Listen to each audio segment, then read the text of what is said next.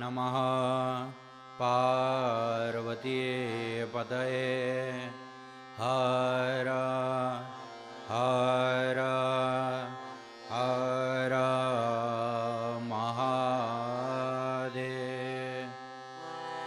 नमोऽस्त्वनन्ताय सहस्रमूर्तये सहस्रपादा शिशिरोरुबाहवे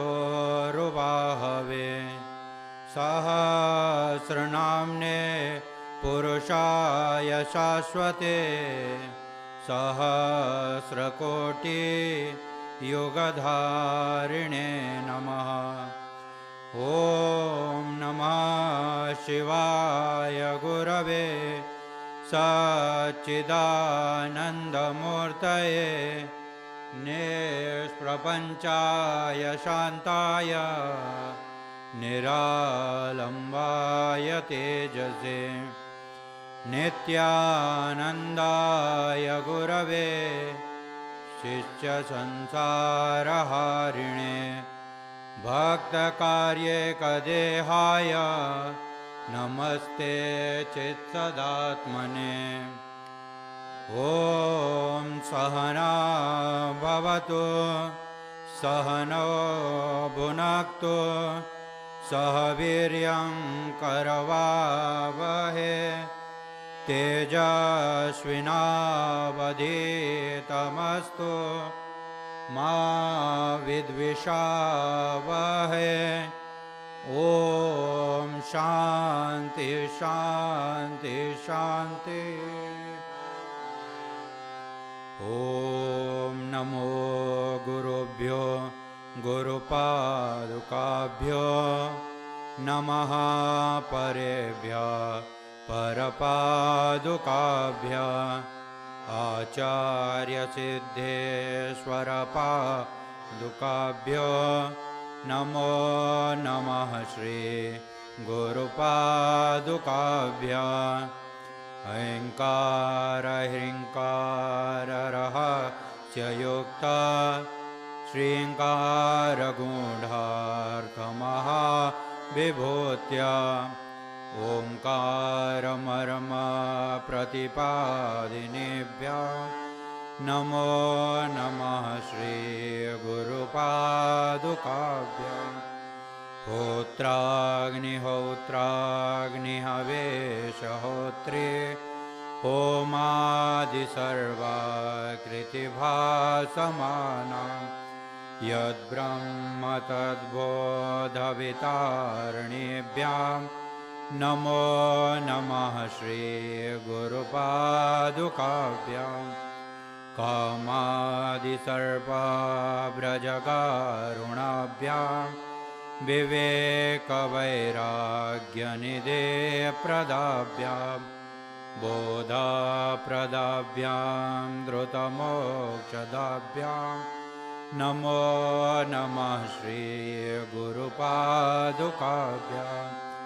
अनन्तसंसारसमुद्रतारा नौकायिताभ्यां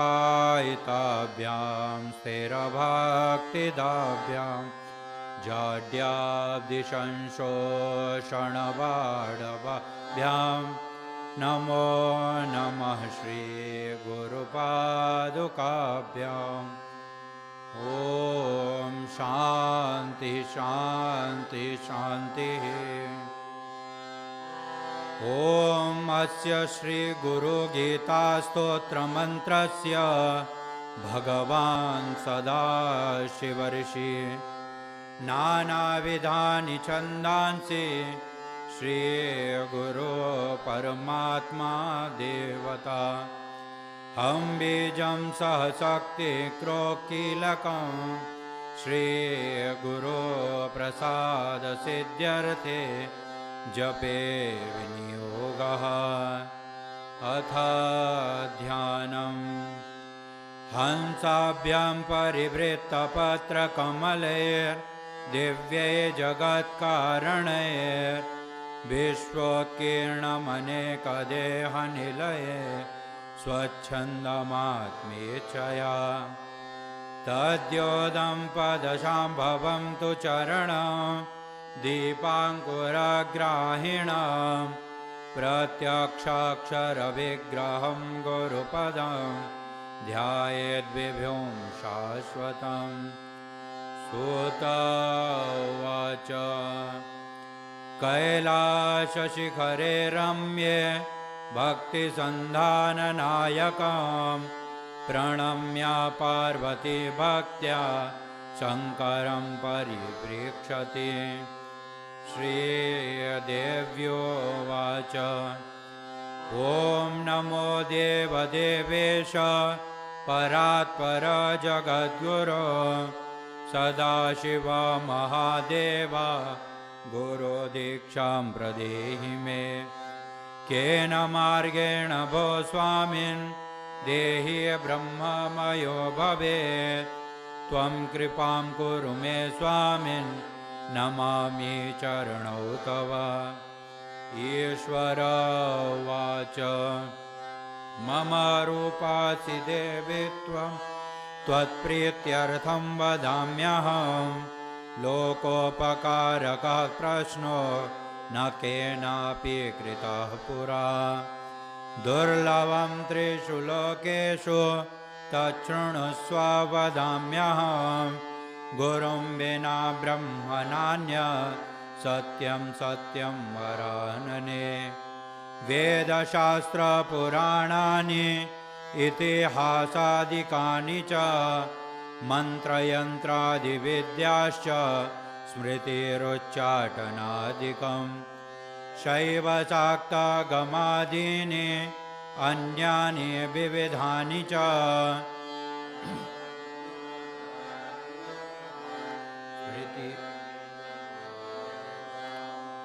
यज्ञं व्रतं तपोदानं जपं तीर्थं तथैव च गुरुतत्त्वमविज्ञाय मूढस्ते चरते जना गुरुर्बुद्ध्यात्मनो नान्यत् सत्यं सत्यं न संशयः तल्लाभार्थं प्रयत्नस्तु कर्तव्यो हि मनीषिभिः गूढविद्या जगन्माया देहे चाज्ञानसम्भवा उदयो यत्प्रकाशेन गुरुशब्देन कथ्यते सर्वपापविशुद्धात्मा श्रीगुरुपादसेवनात् देहि ब्रह्मा भवेद्यस्मात् त्वत्कृपार्थं वदामि ते गुरुपादाम्बुजं स्मृत्वा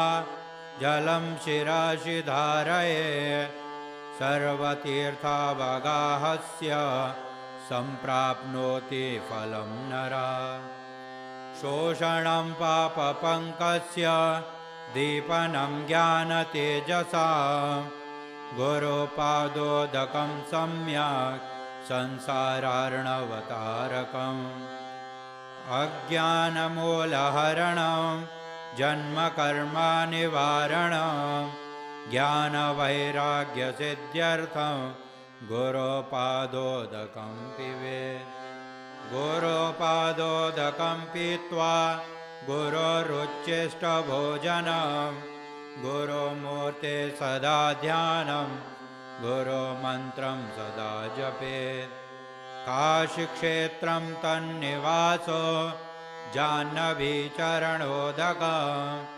गुरुक्षयो व्रतः तीर्थराजप्रयागश्च गुरुमूर्त्यै नमो नमः गुरुमूर्तिं स्मरे नित्यं गुरुनाम सदा जपेत् गुरोराज्ञां प्रकुर्वीत गुरोरन्यन्न भावयेत् गुरुवक्त्रस्थितं ब्रह्म प्राप्यते तत्प्रसादतः गुरुध्यानं सदा कुर्यात् कुलस्त्रीस्वपतेर्यथा स्वाश्रमं च स्वजातिं च स्वकीर्तिपुष्टिवर्धनं एतत् सर्वं परित्यज्य गुरोरन्यं न भावयेत्। अनन्याश्चिन्तयन्तो मां सुलभं परमं पदं तस्मात् सर्वप्रयत्नेन गुरोराराधनं कुरु। त्रैलोक्ये स्फुटवक्तारो देवाद्यसुरपन्नगा गुरोभक्त्रस्थिता विद्या गुरोभक्त्या लभ्यते। गुकारस्त्वन्धकारश्च ऋकारस्तेज उच्यते अज्ञानग्रासकं ब्रह्म गुरुरेव न संशयः। गुकार प्रथमो वर्णो मायादिगुणभासकः ऋकारो द्वितीयो ब्रह्म मायाभ्रान्तिविनाशनम्। एवं गुरुपदं श्रेष्ठं देवानामपि दुर्लभम् आहाहुः गणश्चैव गन्धर्वैश्च प्रपूज्यते। ध्रुवं तेषां च सर्वेषां नास्ति तत्त्वं गुरुपरम् आसनं शयनं वस्त्रं भूषणं वाहनादिकम् साधकेन प्रदातव्यं गुरुसन्तोषकारकम् गुरोराराधनं कार्यं स्वजीवित्वं निवेदयेत्। कर्मणा मनसा वाचा नित्यमाराधयेत् गुरुं दीर्घदण्डं नमस्कृत्य निर्लज्जो गुरुसन्निधौ शरीरमिन्द्रियं प्राणान् सद्गुरुभ्यो निवेदयेत्। आत्मदाराधिकं सर्वं सद्गुरुभ्यो निवेदयेत्। कृमिकीटभस्मविष्टा दुर्गन्धे मलमूत्रकं श्वेतरक्तं व्रचं भञ्जयेन्न वर्चैवोद्धृता सर्वे तस्मै श्रीगुरवे नमः। गुरुर्ब्रह्मा गुरुर्देवो महेश्वरः गुरुरेव परब्रह्म तस्मै श्रीगुरवे नमः। हेतवे जगतामेव संसारार्णवसेतवे प्रभवे सर्वविद्यानां शम्भवे गुरवे नमः। अज्ञानतिमिरान्धस्य ज्ञानाञ्जनशलाकया चक्षुरुन्मीलितं येन तस्मै श्रीगुरवे नमः। त्वं पिता त्वं च मे माता त्वं बन्धुस्त्वं च देवता संसारप्रतिबोधार्थं तस्मै श्रीगुरवे नमः। यत्सत्येन जगत्सत्यं यत्प्रकाशेन यदानन्देन नन्दन्ति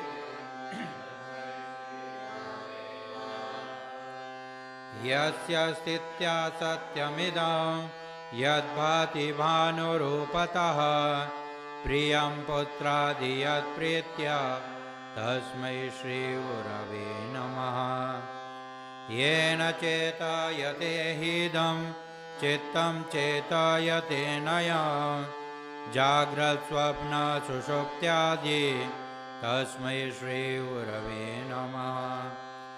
यस्य ज्ञानानिदं विश्वं अदृश्यं भिन्नभेदतः सदेकरूपरूपाय तस्मै श्रीगुरवे नमः। यस्य मतं तस्य मतं मतं यस्य न वेदशः अनन्यभावभावाय तस्मै श्रीगुरवे नमः। यस्य कारणरूपस्य कार्यरूपेण भाति यत् कार्यकारणरूपाय तस्मै श्रीगुरवे नमः।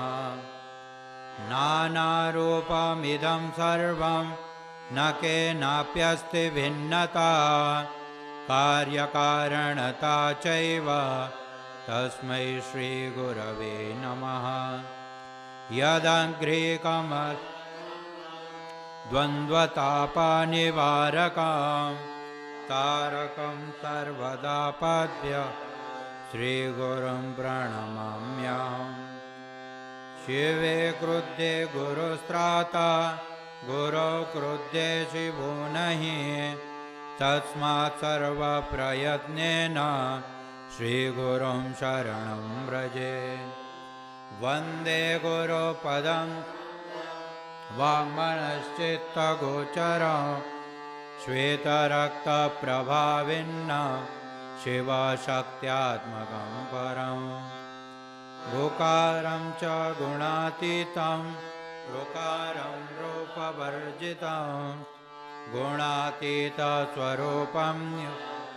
यो दद्यात् स गुरुस्मृता। अत्रिनेत्र सर्वसाक्षी अचतुर्बाहुरच्युता अचतुर्वदनो ब्रह्मा श्रीगुरो कथितः प्रिये। अयं मयाञ्जलिर्बद्धो दयासागरवृद्धये यदानुग्रहतो जन्तुश्चित्रसंसारमुक्तिभाक्। गुरो परमं रूपं विवेकचक्षुषोऽमृतं मन्दभाग्या न पश्यन्ति अन्धा सूर्योदयं यथा। श्रीनाथ चरणद्वन्द्वं यस्यां दिशि विराजते तस्यै दिशि नमस्कुर्यात् भक्त्या प्रतिदिनं प्रिये।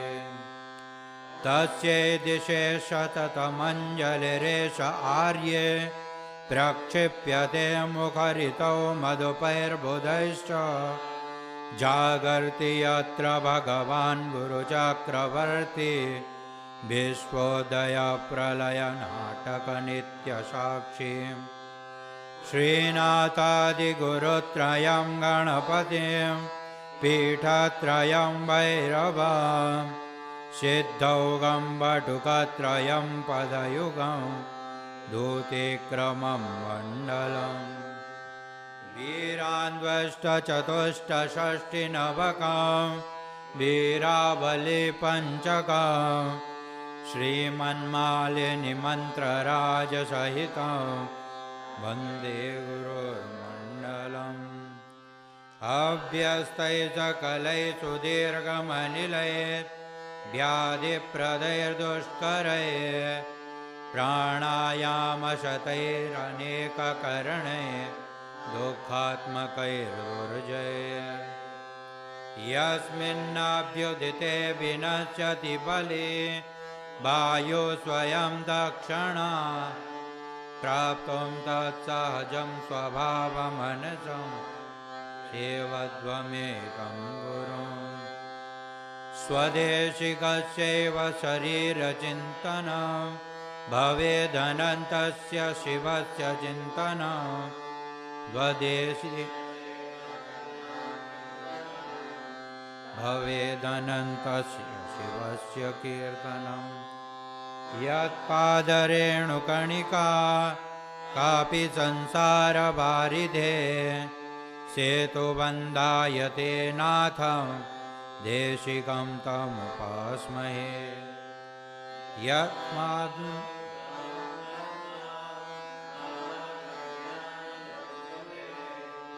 तस्मै श्रीदेशिकेन्द्राय नमश्चाभीष्टसिद्धये। पादां सर्वसंसार सानलविनाशकं ब्रह्मरन्ध्रे सिताम्बोज मध्यस्थं चन्द्रमण्डले। अकथादित्रिरेखाब्जे सहस्रदलमण्डले हंसपार्श्वत्रिकोणे च स्मरे तन्मध्यगं गुरुम्। सकलभुवनसृष्टि कल्पिता शेषपुष्टिर्निखिला निगमदृष्टि सम्पदां व्यर्थदृष्टि अवगुण दृष्टि भवगुण परमेष्टि मोक्षमार्गैकदृष्टि सकला भुवनारङ्ग स्थापनस्तं वयष्टे सकरुणारसवृष्टे तत्त्वमाला समष्टे सकला समया सृष्टे सच्चिदानन्ददृष्टे निवासतो मयि नित्यं श्रीगुरुर्दिव्यदृष्टि अग्निशुद्धं समन्तातु मन्त्रराजमिमं मन्ये हर्निशं पातु मृत्युत तदेजति तन्नैजति तद्दूरे तदन्तरस्य सर्वस्य तदु सर्वस्य वाज्यत अजोऽहमजरोऽहं च अनादिनिधनस्वयम् अविकारश्चिदानन्द अणीयान्महतो महान् अपूर्वाणां परं नित्यं स्वयं ज्योतिर्निरामय विरजं परमाकाशं ध्रुवमानन्दमव्ययम् श्रुते प्रत्यक्षमैतेयम् अनुमानश्चतुष्टयम् यस्य चात्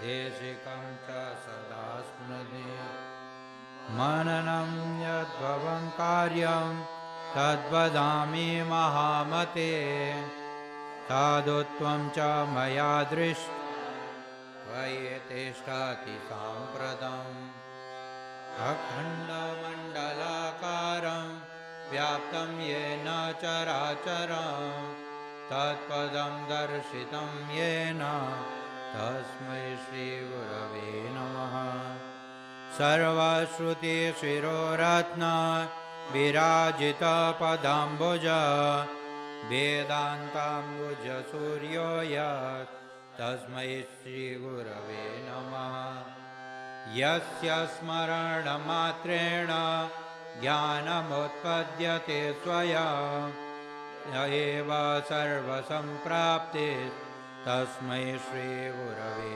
नमः चैतन्यं शाश्वतं शान्तं योगं निरञ्जनं नादबिन्दुकलातीतं तस्मै श्रीगुरवे नमः स्थावरं जङ्गमं चैव तथा चैव चराचरं व्याप्तं येन जगत्सर्वं ज्ञानशक्तिसमारूढस्तत्त्वमाला विभूषितः भुक्तिमुक्तिप्रदाता तस्मै श्रीगुरवे नमः अनेकजन्मसम्प्राप्त सर्वकर्मविदाहिने स्वात्मज्ञानप्रभावेण तस्मै श्रीगुरवे नमः न गुरोरधिकं तत्त्वं न गुरोरधिकं तपः तत्त्वं ज्ञानात् परं नास्ति तस्मै श्रीगुरवे नमः मन्नाथ श्रीजगन्नाथो मद्गुरुभ्यो ममात्मा सर्वभूत तस्मै श्रीगुरवे नमः ध्यानमूलं गुरुर्मूर्ति पूजामूलं गुरुपदं मन्त्रमूलं गुरुर्वाक्यं मोक्षमूलं गुरुकृपा गुरुरादिनदादिश्च गुरुपरमदैवतं गुरुपरतरं नास्ति तस्मै श्रीगुरवे नमः सप्तसागरपर्यन्तं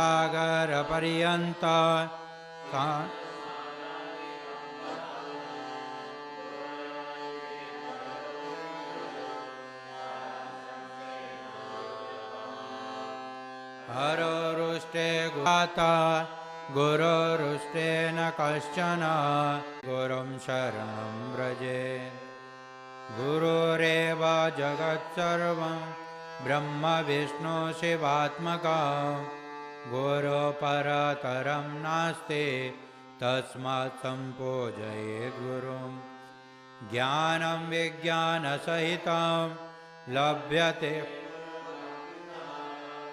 गुरुपरतरं नास्ति ध्येयोऽसौ गुरुमार्गिभिः यस्मात् परतरं नास्ति नेति नेतीति वै श्रुति मनसा वचसा चैव नित्यमाराधते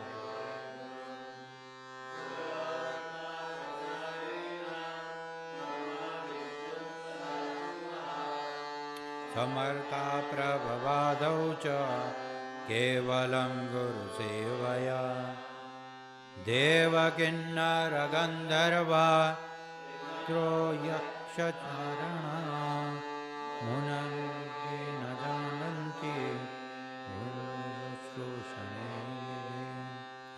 महाहङ्कारगर्भेण तपोविद्याबलान्विता संसारकुहरावर्ते घटयन्त्रे यदा घटा न मुक्ता देवगन्धर्वा पितरो यक्षकिन्नरा यशया सर्वसिद्धाश्च गुरुसेवा पराङ्मुखा ध्यानं शृणु महादेवी सर्वानन्दप्रदायका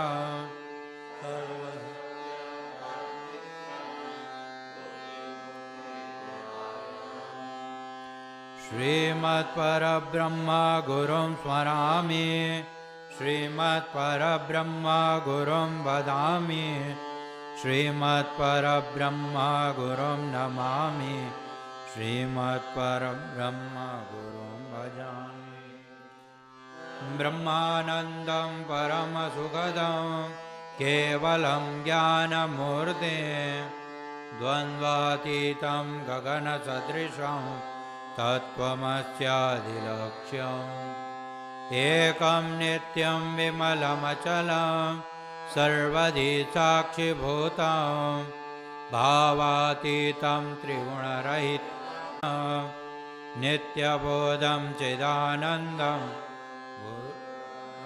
ब्रह्मानमाम्यहम् हृदाम्बुजे कर्णिकमद्य संस्थे सिंहासने संस्थितदिव्यमूर्तिं ध्यायेद्गुरुं चन्द्रकलाप्रकाशं पुष्टिकाभीष्टवरं ददानं श्वेताम्बरं श्वेतविलेपपुष्पं मुक्ताद्यूषं मुदितं द्विनेत्रं ज्ञानमपि मन्दस्थितं सान्द्रकृपानिधानम् आनन्दमानन्दकरं प्रसन्नं ज्ञानस्वरूपं निजबोधयोक्तं गोविन्दै श्रीमद्गुरुं नित्यमहं नमामि यस्मिन् सृष्टिस्थितिध्वंसा निग्रहानुग्रहात्मकं नित्यं पञ्चविधं शाश्वतं भासते तं नमाम्यहं प्रातः शिरशिशुक्लाब्जे द्विनेत्रं द्विभुजं गुरुं वराभययुतं शान्तं स्मरेत्तं नामपूर्वकं न गुरोरधिकं न गुरोरधिकं न गुरोरधिकं न गुरोरधिकं शिवशासनता शिवशासनता शिवशासनता शिवशासनता इदमेव शिवं त्विदमेव शिवं त्विदमेव शिवं त्विदमेव शिवं मम शासनतो मम शासनतो मम शासनतो मम शासनतः एवं विधं गुरुं ध्यात्वा ज्ञानमुत्पद्यते स्वयं तत्सद्गुरुप्रसादेन मुक्तोऽहमिति भावये। गुरुदर्शितमार्गेण मनःशुद्धिं तु कारये अनित्यं खण्डयेत् सर्वं यत्किञ्चिदात्मगोचरम्। ज्ञेयं सर्वस्वरूपं च ज्ञानं च मन उच्यते। ज्ञानं ज्ञेयं समं कुर्यात् नान्यपन्था द्वितीयकः। यावत् गुरुनिन्दां करोति यः यात् नरकं घोरं यावच्चन्द्रदिवाकरो। यावत् कल्पान्तको देहस्तावदेव गुरुं स्मरे। गुरुलोपो न कर्तव्य स्वच्छन्दो यदि वा भवेत्। ओङ्कारेण न वक्तव्यं प्राज्ञे शिष्ये कथञ्चन। गुरोरग्रे न वक्तव्यम् असत्यं च कदाचन। गुरुं त्वङ्कृत्य हुङ्कृत्य गुरुं निर्जित्य बाधतः। अरण्ये निर्जले देशे स भवेत् ब्रह्मराक्षस। मुनिभिपन्नगैर्वापि सुरैर्भाषापितो यदि कालमृत्यो भयाद्वापि गुरो रक्षति पार्वती। असक्ता हि सुरा मन्त्रराजमिं देवी गुरोरित्यक्षरद्वयम्। स्मृतिवेदार्थवाक्येन गुरो साक्षात् परं पदम्।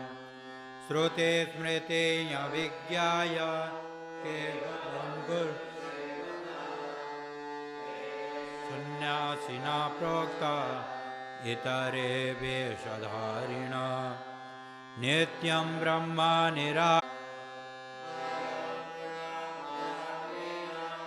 आत्मा रामं निरीक्षये। अनेन गुरुमार्गेण स्वात्मज्ञानं प्रवर्तते। आब्रह्मस्तम्भपर्यन्तं परमात्मस्वरूपकं स्थावरं जङ्गमं चैव प्रणमामि जगन्मयं। वन्देऽहं सच्चिदानन्दं वेदातीतं गुरुं नित्यं पूर्णज्ञानं।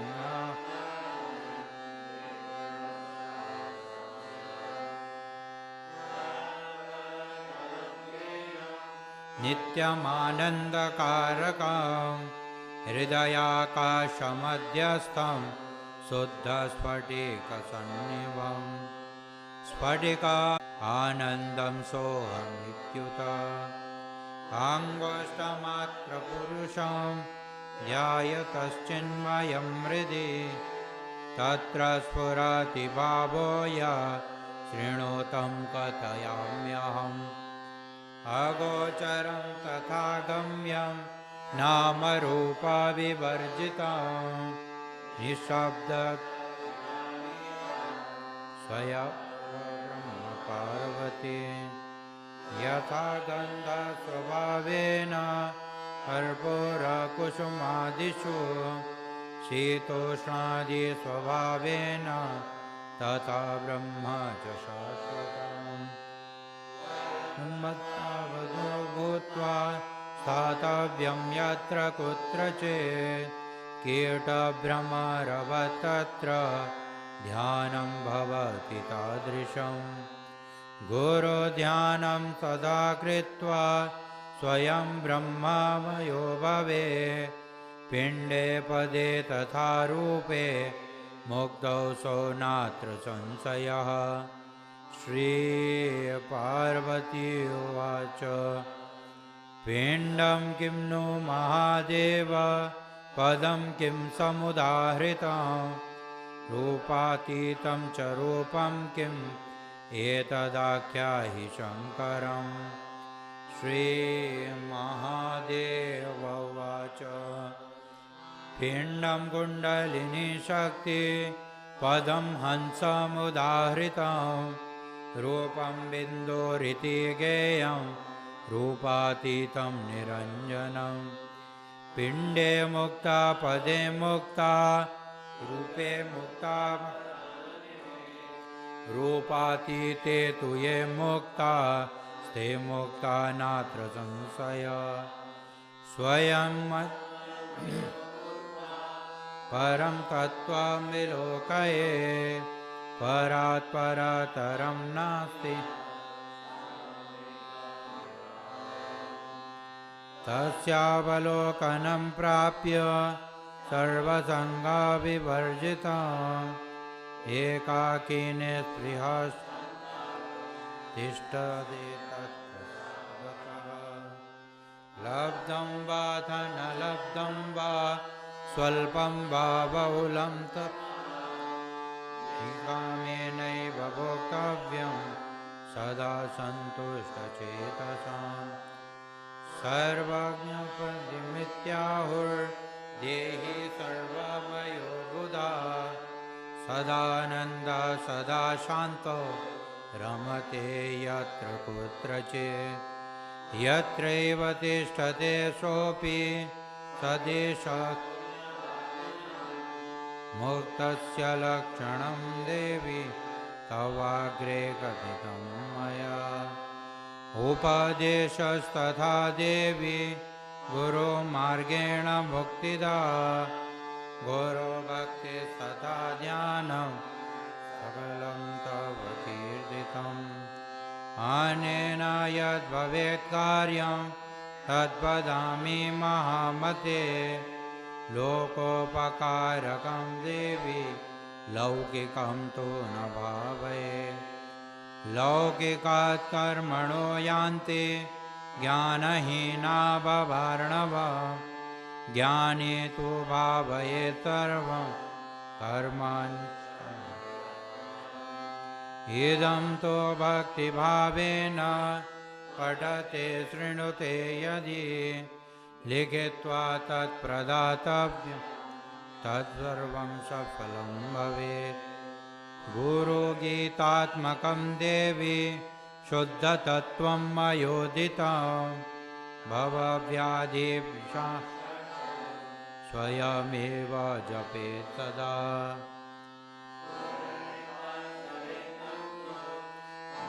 राजामिमं जपेत् च विविधा मन्त्रा कलां नार्हन्ति षोडशीम् अनन्तफलमाप्नोति गुरुगीता जपेन तु सर्वपापप्रशमनं सर्वदारिद्र्यनाशनं कालमृत्युभयः सर्वसङ्कटनाशनं यक्षराक्षसभूतानां चोरव्याघ्रभयापहम् महाव्याधिहरं सर्वं विभूतिं सिद्धिदं भवेत् अथवा मोहनं वश्यं स्वयमेव जपेत् सदा वस्त्रासने च दारिद्र्यं पाषाणे रोगसम्भवं मेदिन्यां दुःखमाप्नोति काष्ठे भवति निष्कलम् कृष्णाजिने ज्ञानसिद्धिर्मोक्ष श्रीव्याघ्रचर्मणि कुशासने ज्ञानसिद्धिर् सर्वसिद्धिस्तु कम्बले कुशैर्वा दूर्व आसने शुभ्रकम्बले उपविश्य ततो देवी जपेदेकाग्रमानसा ध्येयं शुक्लं च शान्त्यर्थं वश्ये रक्तासनं प्रिये अविचारे कृष्णवर्णं धनागमे उत्तरे शान्तिकामस्तु वश्ये पूर्वमुखो जपे दक्षिणे मारणं प्रोक्तं पश्चिमे च धनागमः मोहनं सर्वभूतानां बन्धमोक्षकरं भवेत् चित्तराजा प्रियकरं सर्वलोकवशं भवेत् सर्वे गुणानां च विवर्जनं सुस्वप्नफल अविद्यमादयेत् कार्यं नवग्रहवायापः दुःस्वप्ननाशनं चैव सुस्वप्नफलदायकम् सर्वशान्तिकरं नित्यं तथा सन्ध्यात् अवैधव्यं सौभाग्यदायकं सदा आयुरारोग्यमैश्वर्यं पुत्रपौत्रप्रवर्धनम् अकामतः स्त्रीविधवा जपान् मोक्षमवाप्नुयात् अवैधव्यं सकामातो लभते चान्यजन्मनि सर्वदुःखभयं नाशयेच्छापारकम् सर्वबाधाप्रशमनं धर्मार्थकाममोक्षदं यं यं चिन्तयते तं तं प्राप्नोति निश्चितम् कामितस्य कामधेनो कल्पनाकल्पपादपा चिन्तामणेश्चिन्तितस्य सर्वमङ्गलकारकम् मोक्षहेतुर्जपे नित्यं मोक्षश्रियमवाप्नुयात् भोगकामो जपेद्यो वै तस्य कामफलप्रदम् जपेच्छाक्तश्च सौरश्च गणपत्यश्च वैष्णवः सिद्धिदं देवी सत्यं सत्यं न संशयः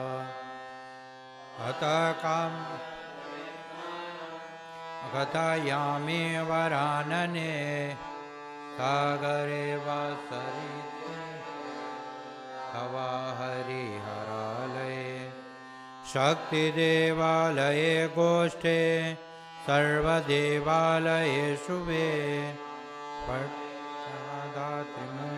वा मठे वृन्दावने तथा पवित्रे निर्मले स्थाने नित्यानुष्ठानतोऽपि वा निर्वेदनेन मौनेन जपमेतं समाचरेत् श्मशाने वयभूमौ तु बटमूलान्तिके तथा सिद्ध्यन्ति दत्वरे मूले च्यूतवृक्षस्य सन्निधौ गुरुपुत्रो वरं मूर्खस्तस्य सिद्ध्यन्ति नान्यथा शुभकर्माणि सर्वाणि दीक्षाव्रततपांसि च संसारमलनाशार्थं भवपाशनिवृत्तये गुरुगीताम्भसे स्नानं तत्त्वज्ञः कुरुते सदा स एव च गुरु साक्षात् सदा सद्ब्रह्मवित्तमः तस्य स्थानानि सर्वाणि न संशयः सर्वशुद्धः पवित्रोऽसौ स्वभावाद्यत्र तिष्ठति यत्र देवगणाः सर्वे क्षेत्रे पीठे वसन्ति आसनस्थं सत्यं तिष्ठन् वदन्नपि अश्वारूढो गजारूढः सुप्तो जागरितोऽपि वा शुचिस्माश्च सदा ज्ञानी गुरुगीता जपेन तु तस्य दर्शनमात्रेण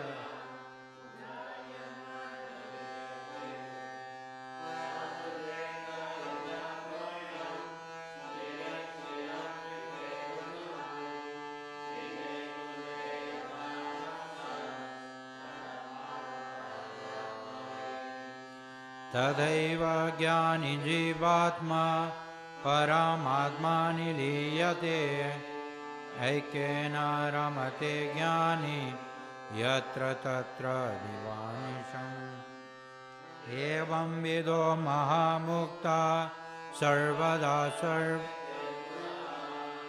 तस्य सर्वप्रयत्नेन भावभक्तिं करोति यः सर्वसन्देहरहितो मुक्तो भवति पार्वती भुक्तिमुक्तिद्वयं तस्य जिह्वाग्रे च सरस्वती अनेन प्राणिना सर्वे गुरुगीता जपेन तो सर्वसिद्धिं प्राप्नुवन्ति भुक्तिमुक्तेन संसारे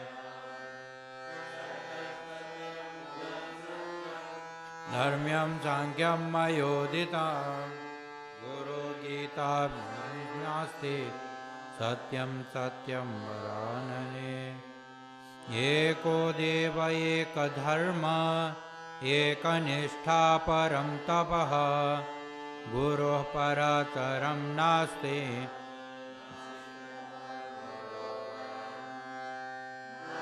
तदन्य पिता धन्यो धन्यो वंशकुलं तथा धन्या च वसुधा देवी गुरुभक्ति सुदुर्लभा शरीरमिन्द्रियं प्राणाश्चार्थ स्वजनबान्धवा माता पिता कुलं देवी गुरुरेव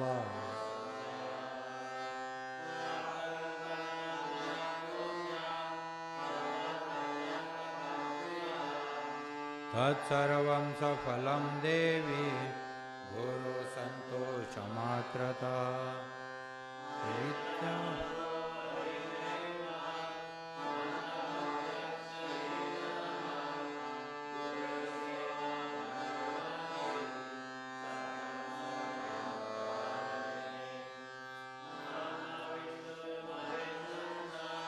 देवर्षि पितृकिन्नरा सिद्धचारणयक्षाश्च अन्येऽपि मुनयो जना गुरुभाव परं तीर्थं जपेन जयमाप्नोति चानन्तफलमाप्नुयात् हीनकर्म त्यजन् सर्वं स्थानानि च धमानि च जपं हीनासनं कुर्वन् हीनकर्म फलप्रदं गुरुगीतां प्रयाणेव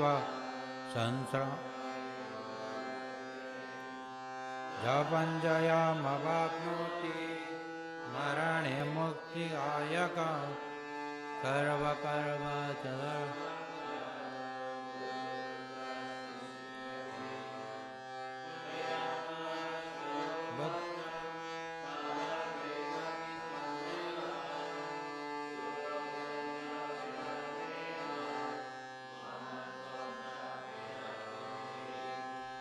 स्वामी मुख्य गणेशादि विष्णुवादीनां च पार्वती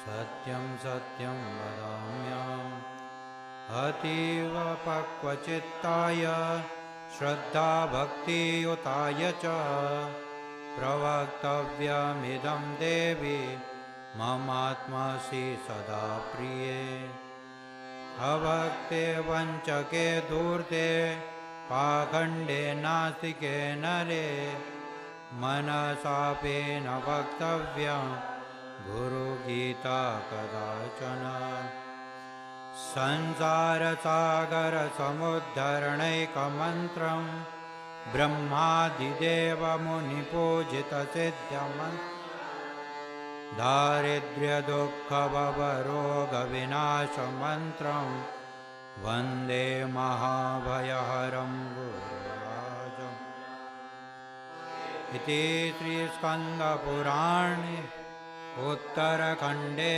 ईश्वरपार्वती संवादे गुरुगीता समाप्ता।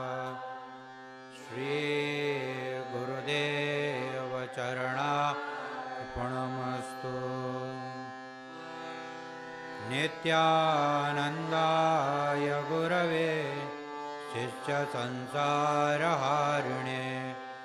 भक्तकार्येकदेहाय नमस्ते चित्सदात्मने निर्वासनं निराकाङ्क्षं सर्वदोषविवर्जितं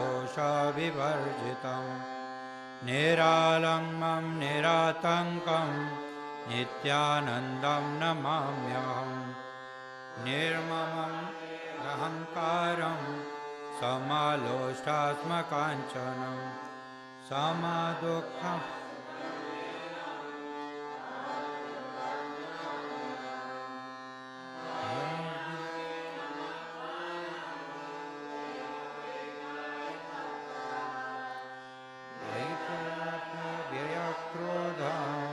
नित्यानन्दं नमाम्यहम् नाहं देहो न मे देहो जीवो नाहमहमि चेत् एवं विज्ञाय सन्तुष्टम् अवधूतं नमाम्यहम् समस्तं कल्पनामात्रम् आत्मा मुक्ता सनातना इति विज्ञाय सन्तृप्तं नित्यानन्दं नमाम्यहम् ज्ञानाग्निदग्धकर्माणं कामसङ्कल्पवर्जितं हेयोपादेयहीनं तम् अवधूतं नमाम्यहम् स्वभावेनैव यो योगी सुखं भोगं न वाञ्छति यदृच्छालाभः नित्यानन्दं नमाम्यहम्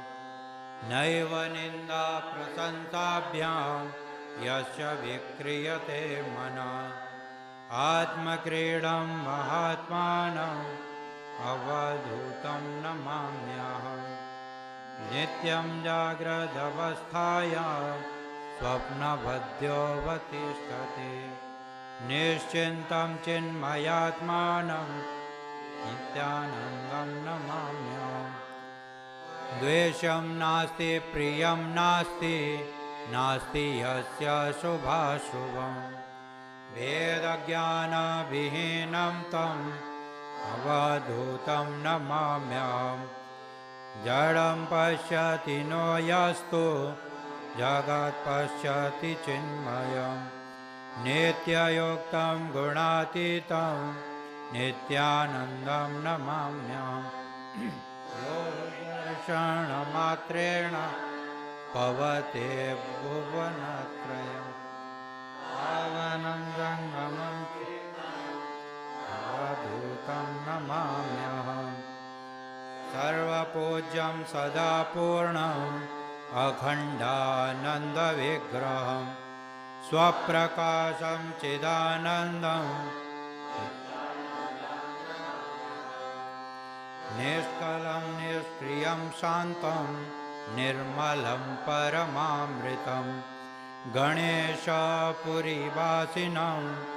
अवधूतं नमाम्यहम् योगपूर्णं तपोमूर्तिं प्रेमपूर्णं सुदर्शनं ज्ञानपूर्णं कृपामूर्तिं नित्यानन्दं नमाम्यहम् दुर्जना सज्जनो भूयात् सज्जना शान्तो मुचेत बन्देभ्यो मुक्ता शान्या विमोचये स्वस्ति प्रजाभ्यः परिपालयन्ताम् न्याय्येन मार्गेण महिषा गोब्राह्मणेभ्यः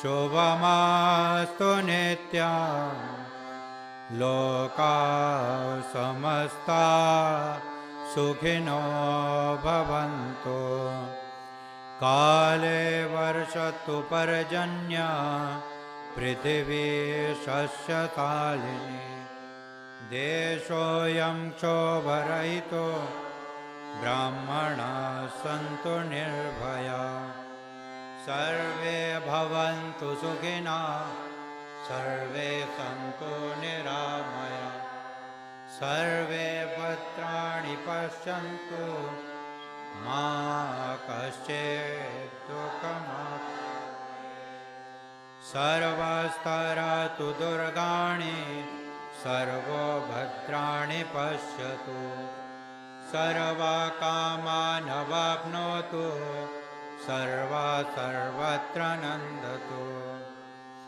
स्वस्ति मातरौ पितॄनो अस्तु स्वस्ति गोभ्यो जगते पुरुषेभ्यः विश्वं सुभूतं सुविधात्रं नो अस्तु योगे वदृशेमसूर्यम् ॐ शान्ति शान्ति शान्ति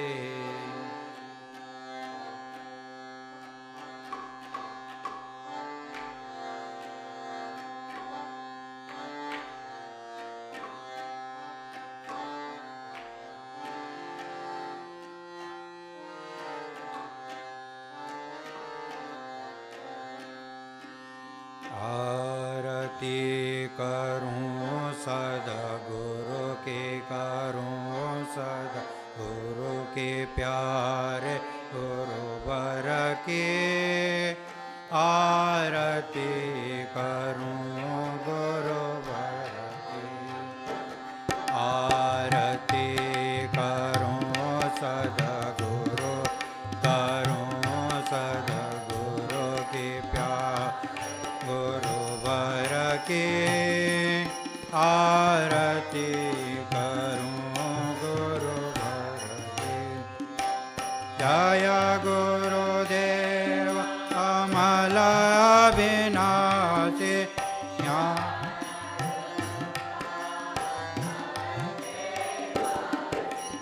जय गुरुदेव अमल अविनाशी ज्ञान रूपांतर के वासी पग पग पर देते प्रकाश जैसे किरण दिनकर की आरती करूं गुरुवर की आरती करूं सद्गुरु की वर जब से शरण तुम्हारी आए अमृत से मीठे फल पाए जब से शरण तुम्हारी आए अमृत से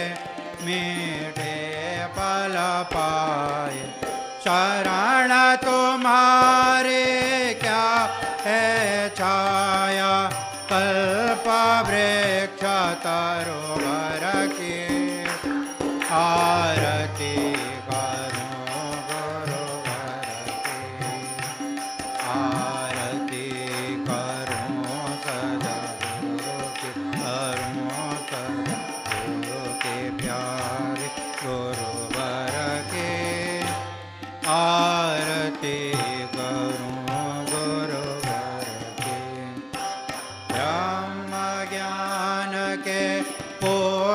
प्रकाशक योग ज्ञान के अटल प्रवर्तक ब्रह्म ज्ञान के पूर्ण प्रकाशक योग ज्ञान के अटल प्रवर्तक जय गुरु चरण सरोज मिटा दे यथा हमारे ओर के आरती करूं गुरुवर की आरती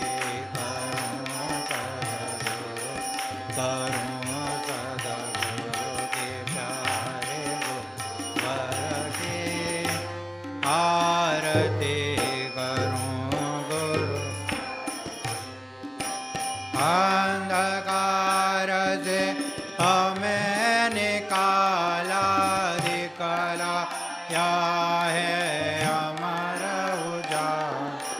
अंधकार से हमें निकालाया है हमारा उजाला। कब से जाने छा न रहे थे आक सुनो दर दर की आरती करो गुरुवर की। आरती करो सद्गुरु के प्यारे गुरुवर की। आरती करो गुरुवर की। संशय मिटा विवेक कराया भवसागर से पार लगा। संशय मिटा विवेक कराया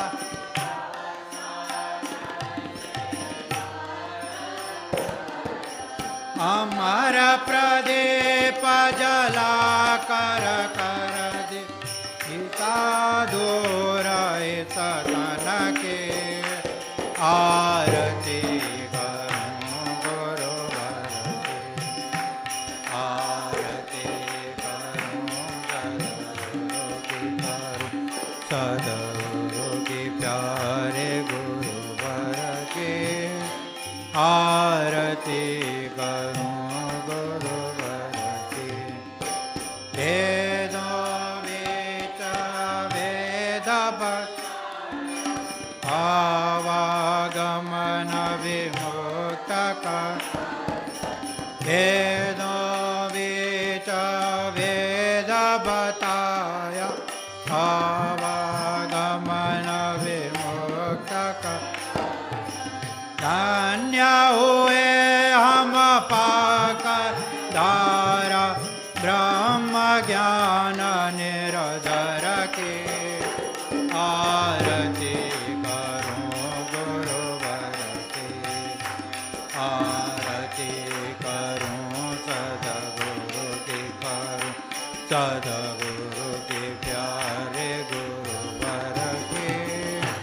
आरती करो कृपा सद्गुरु जगता सतपथ दर्शक भ्रांति निवार। करो कृपा सद्गुरु जगता सतपथ दर्शक भ्रांति निवार।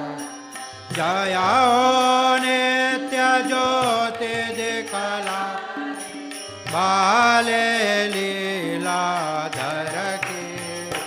आरती करो गुरुवर की।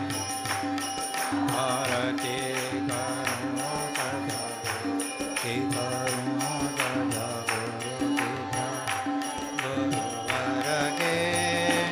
आरती करो गुरुवर की। नित्यानंद है सद्गुरु शक्तिपात के दिव्य प्रदान। मुक्तानंद है सद्गुरु दाता शक्तिपात के दिव्य प्रदान। कर के वास गणेश पुरी भव बांधा हरली जन के। आरती करो गुरुवर की। आरती करो सद्गुरु की। करो सद्गुरु के प्यारे गुरुवर की। आरती करो गुरुवर की। ओम चैतन्यम शाश्वतं शान्तं व्योमातीतं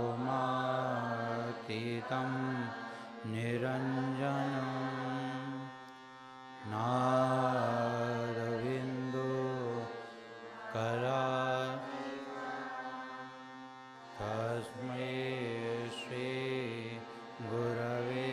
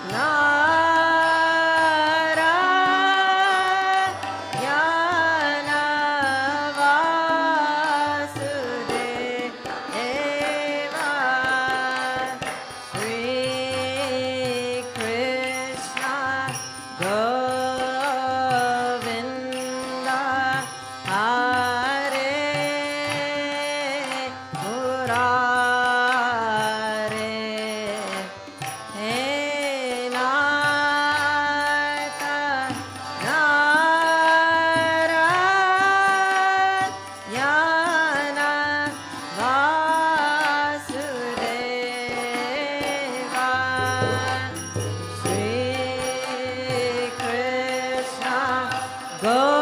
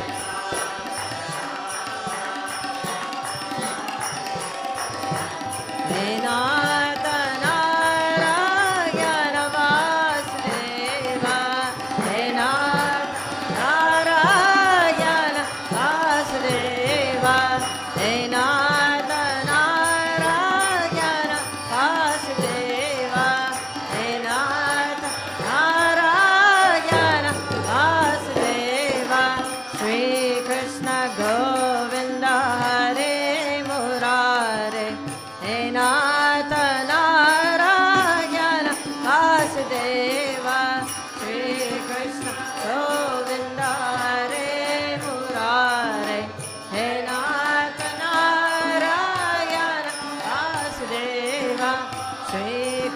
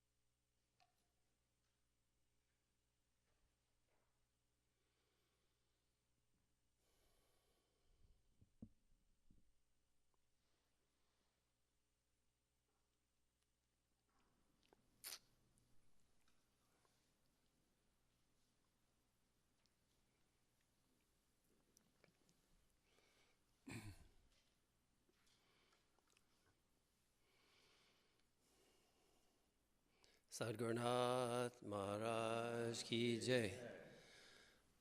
Nityanandaya Gurave Shisha Samsara Harine Bhaktakaye Kadeyaya Namaste Chitsadatmane Om Namah Shivaya Gurave Sachidanandamurtaye Nishpapanchaya Santaya Niralambaya Tejase Om Sana Bhavatu Sana Bhunaktu Saviryam Karavavahe Tejasvinavaditamastu Ma Vidvishavahe Om Shanti Shanti Shanti Sadgurnath Maharaj Ki Jai. Good morning, everyone. Nice to see you all again. Good to see you out there somewhere, wherever you are. And welcome to Satsang on Sunday here. So I've been away for a few weeks now, and I went to Magod and visited Ganeshpuri, and then I went to a Jyotish conference. And in all respects, I feel inspired. That's the bottom line. It's inspiration. And even inspired in just traveling and meeting people and having people be kind. And it's like the world is really basically good. That was my experience. I didn't lose anything. I didn't get lost, which is one of my main goals, because there was a lot of things to plan. And usually Jackie's there going, keep up, pay attention. And so I was on my own, but I could always hear her voice saying, keep up, pay attention. So, but anyway, it's great to be back. Magod was wonderful. Everything that I'd seen 10, 12, 14 years ago was all filled in, and the buildings were finished. And as you all know, because you saw a nice video from the intensive recently, it's very full feeling, very dynamic. Gurudev is in great form. It's all kind of very exciting, and he's giving a very inspired message too, that we should all do something, do something good and contribute something. And in the time that we have, always be contributing something and being inspired. So I think that's where that all started from. So we have a subject that has already been opened up by Niteshwari and Larry, the spanda karakas. Kashmir Shaivism has returned. Yay! We've been studying the Yoga Sutras for the past year, and I love the Yoga Sutras, and I love Kashmir Shaivism even more. The Yoga Sutras has gotten us to a really deep understanding of what yoga, the process of yoga is. And without that discipline, meditation, and the understanding of practice and detachment, and the final goal, which is stillness of mind, in which we experience or know or sit in our own true nature, that is the fundamental process that we have to engage in to experience the inspiration that we find even more so in Kashmir Shaivism. The Yoga Sutras can take us all the way to the goal, because all these great sages like Patanjali and Kshemaraja and Vasugupta, Shankaracharya, Narada of the Bhakti Sutras, Narada's Bhakti Sutras, they're all ecstatic beings. This is the language of the mystics, the knowers, the initiates, the bhaktas, the sages, the rishis, trying to get us to see truth, trying to help us understand that we are, that we are God, that we are truth, that we are eternal. We're not the body, we're not the mind, how this gets repeated over and over again. And so practice is essential, and detachment. Shaivism comes along and says, in response to the premise in the Yoga Sutras that one needs to separate themselves from the world and particularly the mind and become completely separated from Prakriti, which is nature, which is everything from the self outward is Prakriti. That includes everything that we can see, everything that we can know through the senses, including the senses, through the mind, including the mind, through the intellect, including the intellect. So everything in this spectrum that these sages and all these different philosophies like to delineate the universe. They like to categorize everything. And so from the very top, which is our own true self, perhaps we could say it's at the top of the head, from that very highest tattva, which is all within us, we see all of this. And the Yoga Sutras say, separate yourself, become completely still, rest in your own essential nature, and don't worry about anything beyond that. Shaivism takes it a step further and says, wait a minute. There's this Purusha, which is this pure self, and Prakriti, which is everything else. Shaivism says it's all one. They are one. And Prakriti, which is all of nature, which we inherently know because we love nature and we love people, we love our life, and all those experiences of love and naturalness come from that truth that the sages of Kashmir Shaivism tell us that it is all one. And we've studied Kashmir Shaivism in the past, and this Spanda Karikas is a commentary on the Shiva Sutras. How many people are familiar with the Shiva Sutras here in this room? Louder? Louder. Most of us, maybe half, yeah, the Shiva Sutras. And as we know, those of us who spend any time or watched Baba speak on videos, read his books, it was his most beloved philosophy because it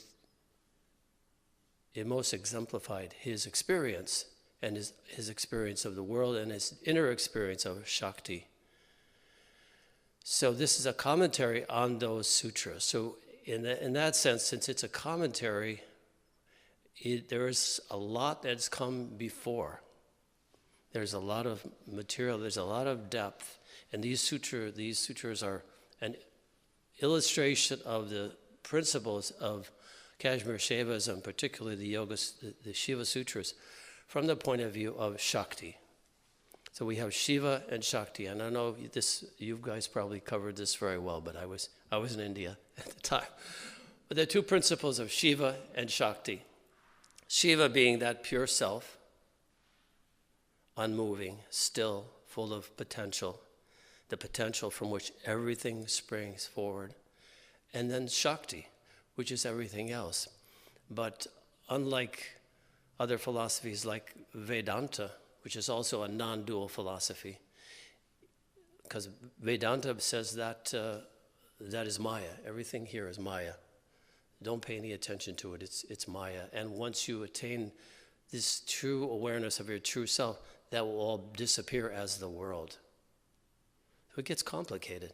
It's Maya. It's neither real nor it's unreal, but it exists, but it has no beginning, but it has an end. All these kind of complicated constructs that are sometimes difficult to wrap your mind around. That's why in the ultimate analysis, you have to become quite still to understand these principles. So Shaivism says Purusha and Prakriti are one.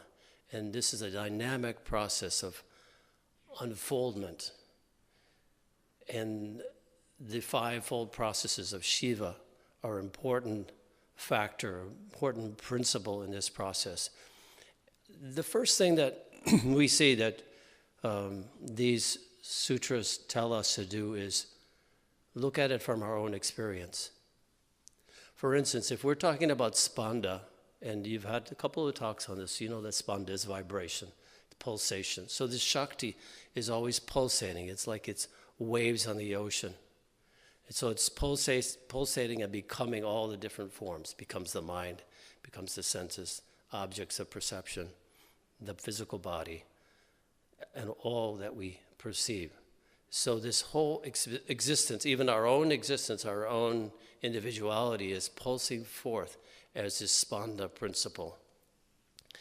The first thing that I think of when I hear this teaching is, wow, it's okay just to relax. Because when you're thinking of waves, you're thinking of pulsation that is actually meant to be made of bliss and Shakti and truth. You're in an ocean of consciousness, but you think you're limited. The only thing that is required is to observe these waves, to perceive it, to feel it. So Shaivism says become very, very sensitive, become very aware, and internalize. And so Yoga Sutras have told us how to go within, how to become quiet, how to become still. And so we can become still within, and we can become still without.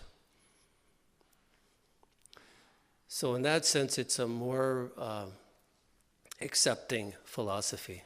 So this awareness that we're developing, this acceptance, this relaxation, in a sense, makes us more involved, but in a detached way. And however we figure it out, we find ourselves maybe loving more. So this philosophy is very dear, very expansive.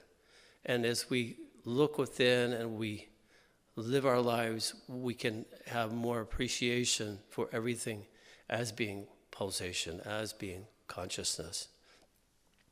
This first sutra of the Spanda Karikas is quite beautiful, and it as is the way of all these rishis that either receive these teachings, these different philosophies.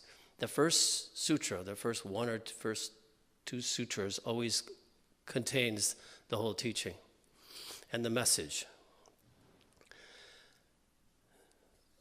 So this sutra is quite... Oh, we're sliding here. Excuse me.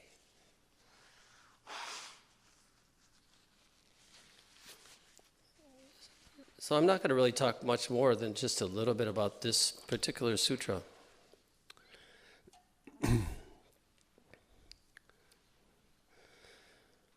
This sutra talks about this process of creation and the creation that's going on constantly. And it said, Yashon Mesha Nimesha Byam Jagata Pralayo Dayo Tam Shakti Chakra Vibhava Prabhavam Shankaram Stumaha.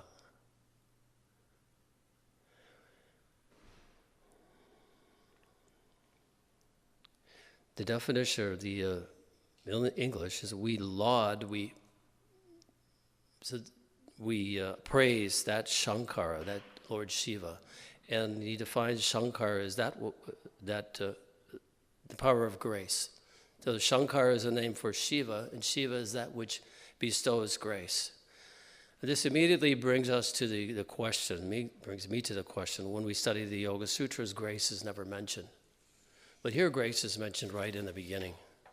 It's the driving force, it's the awakening, it's the Shaktipat, it is the spanda itself, it is the pulsation. So without the Shaktipat, without the grace of Shiva, the Shankara, we laud that Shankara, we praise that Shankara that bestows grace, that brings us to the Guru. So once the awakening occurs, then we have the capacity to feel, to experience this spanda, this pulsation of the universe within us, everything that is happening. And we begin to become aware of the cycles of cycles of nature, the pulsation of nature. This morning in Vinay was playing the drum, immediately I became aware of the beauty of rhythm, of music. And it's why we love certain activities and certain forms of entertainment and classical music. And so that grace is present there. I found something this morning from some of my old notes about this, because one of the things that Shaivism does is it actually talks. Abhinavagupta wrote a treatise on aesthetics. So here within the spiritual tradition, there's a scripture about aesthetics, about dance, about creativity, because that's the realm in which Kashmir Shaivism sort of expands our understanding of life. Writing of her sister-in-law, Isadora Duncan, Larry will remember this, Margarita Duncan says, when she dances the blue Danube, her simple waltzing backward and forward, like the oncoming and receding waves on the shore, had such an ecstasy of rhythm that audiences became frenzied with the contagion of it. They could not contain themselves, but rose from their seats, cheering, applauding, laughing, and crying. We felt as if we had received the blessing of God. So here's something in worldly life, simply because it's attuned with creativity, this sense of creativity and awareness and bliss that can uplift people. And this is the magic of performance and of theater and all the arts that we love. And this is the reason. So Shaivism is going there. So it says, Yasyon Mesha Nimesha Byam.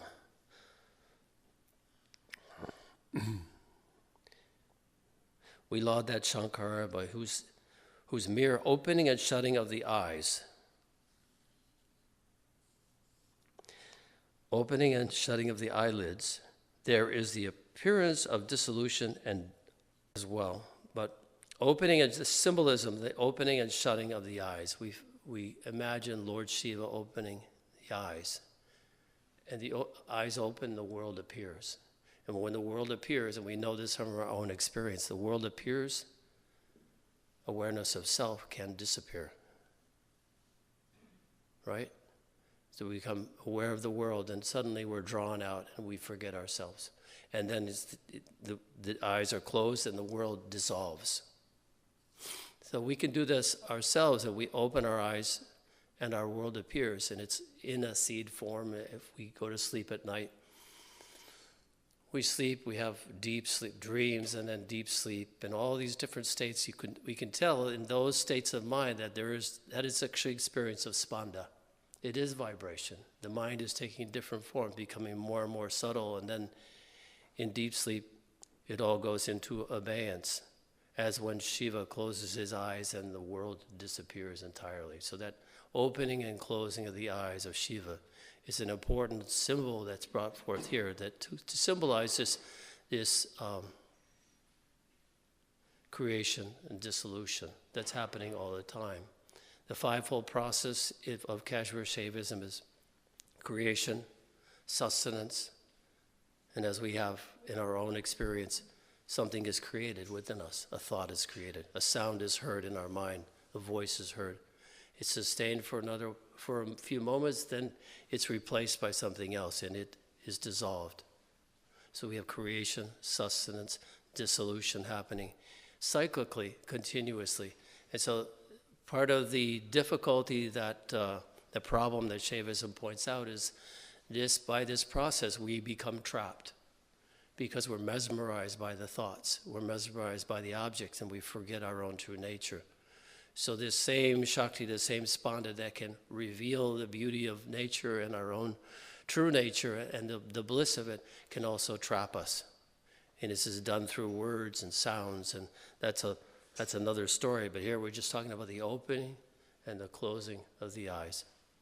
So when we close our eyes at night, we go into dream, we go into deep sleep state, and the world is gone. We wake up, the world reappears. So this process is both a macrocosmic and a microcosmic process. And so Shaivism is still occurs, then we can have a sense of true nature and self, and we can watch from that perspective. And the Shakti that's awakened within us will reveal the truth of it. So the fourth function is concealment. What is concealed? Our true nature is concealed. So this is the magic that takes place in Kashmir, in Shiva, in opening and closing the eyes. His opens the eyes, the world appears, and he disappears. He closes his eye, the world disappears, and he is there again. So it is this recognition, the process of pratyabhidna, or recognition of our own true nature, that is being revealed to us. So concealment happens. All this process is causing concealment. And this is all due to the spanda process. So grace does what? It reveals the fact that this is all spanda, and I am Shiva. So there's the beauty of the whole process, that this wonderful explanation of life itself. It's a truly inspired philosophy and construct or paradigm of life. And so it gives us inspiration, it gives us joy, it gives us a feeling of being connected. And that's the other thing that happens, this sense of oneness is revealed to us. We don't feel separate, we feel one. We feel truly connected with nature because we are connected. Everything is connected. Everything is connected by spanda, by this pulsation of consciousness. So, quite amazing. So, he said, Yasyon Mesha Nimesha Abhyam. I praise that Shiva, by whose eyes, closing and opening the eyelids, there is the appearance and dissolution of the world. And who is the source of the glorious powers of the collective wholes of Shakti. So he's like the fountainhead of the collective Shakti chakra. So there's another part of this image, this metaphor, this paradigm, that everything is flowing forth. It's like a fountain. It's like a fountain. He's the source of the fountain, and spanda, Shakti, his consort. So Shiva, Shakti. So this is really done this is really portrayed in Spanda Karakas from the point of view of Shakti, the feminine. The feminine principle that's always potent, always full. Even though the universe flows out of it, always replete, always complete. No emptiness, no lack is ever there. So this fullness expresses itself as the universe, as our world. The source of the collective, of the glorious powers of the collective whole of the Shaktis. So these Shaktis we can understand as being the powers on any level. We can think of the power behind the senses, the power behind the elements, the power behind the sun and the moon, the power of light and darkness, the cycles of the... So we have that much has been described to us here. And in a commentary, we'll go a little deeper, commentary of Kshemarajah, he says, Shankara is one who does sham.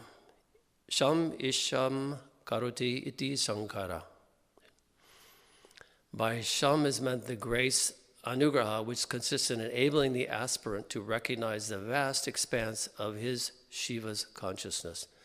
So grace enables us to recognize our own consciousness, which in essence is one's own consciousness, which is non-dualistic and is the highest bliss, inasmuch as it calms the heat of the afflictions of the aspirants. So this is the effect of the grace that we know. If we've had Shaktipat, we know the heat, it described here, the heat of the afflictions that we have. We come to the Guru, we come to spirituality, and that we're burning. And there's tears, and there's elation, and there's a feeling of oneness, a feeling of relief. So this is the bliss of our true self is revealed to us. It is non-dual. It's not coming from someone.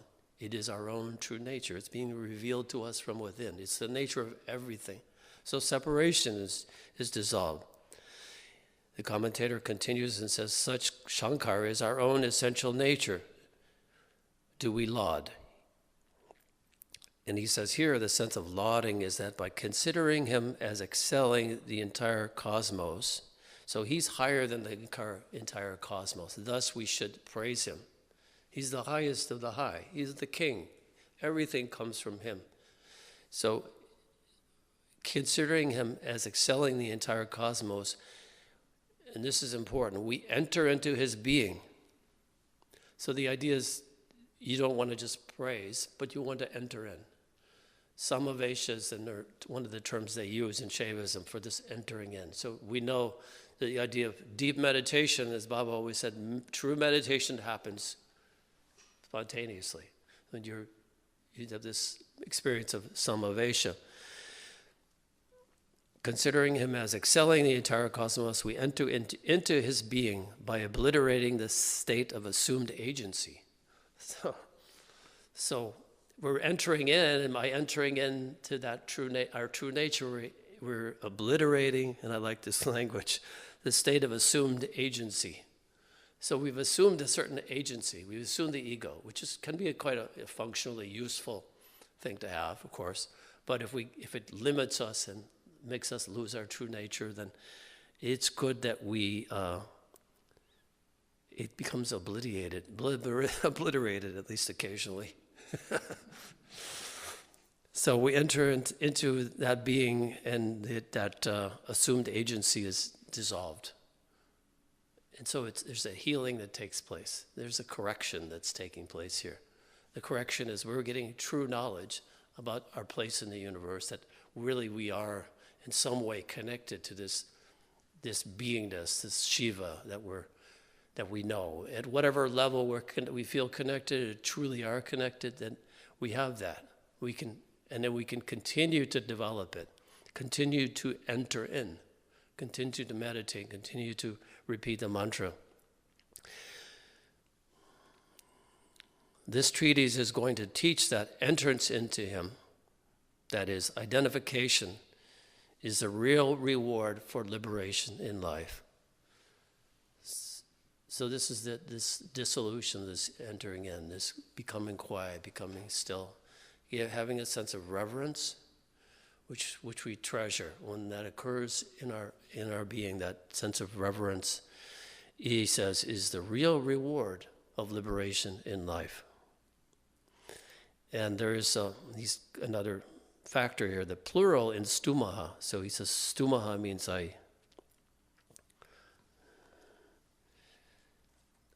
another word for praise.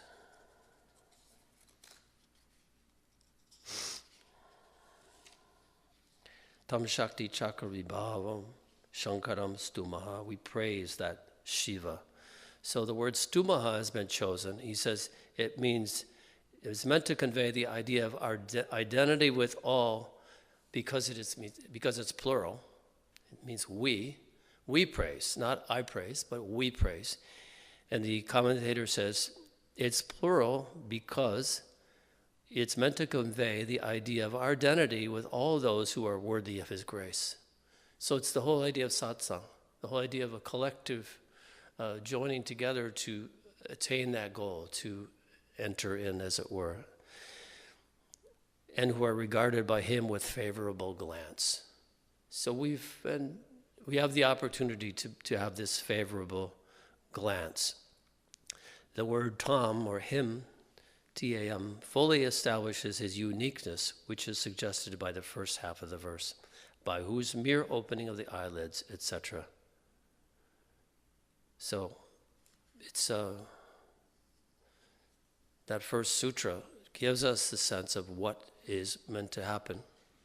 That we get grace, we get great relief from this grace, with the fire, the suffering, the heat of agitation that one has before receiving grace, and can come back to us, as we know, if we're not cultivating sadhana, is relieved by this grace and by this awareness of spanda, awareness of this continuous pulsation that comes from within. That this universe is really the spanda principle being manifested. and sustained and full of bliss. So the idea of entering in, and then finally the idea of satsang, the idea of a collective approach that reinforces our efforts and gives us inspiration. I'll just read something here from Baba. This is in Secret of the Siddhas. Baba says, "My eyelids are fluttering." And this is a quote from a sutra. "Oil is glistening in a pot." The word spanda is commonly used in these ways. So he's describing what spanda is. It's oil glistening in a pot, eyelids fluttering. The following words are synonyms for spanda, or movement. Spota, which is explosion. Sparana, throb. Chalana, motion. Kampana, trembling. Udaya, arising. Unmesha, expansion. Abhasana, reflection. Nisyanda, flux. Unmilana, unfolding. Spanda Shakti is the true nature of Paramashiva, Baba says. This pure supreme principle reflects the totality of the 36 tattvas, or principles of creation. This principle is a deity that is the basis of all knowledge. It is the vital force of all mantras. It is the glory of consciousness, which has manifested in the form of Chitti Shakti. It is the glory of consciousness, which has manifested in the form of Chitti Shakti, and which has enveloped the entire universe. So I'll finish with Baba's definition of this first sutra. He says, "We offer our salutations to that Shiva who is the fountainhead of all glory manifest in the Shakti chakra, and at whose waking and sleeping the world is created and dissolved."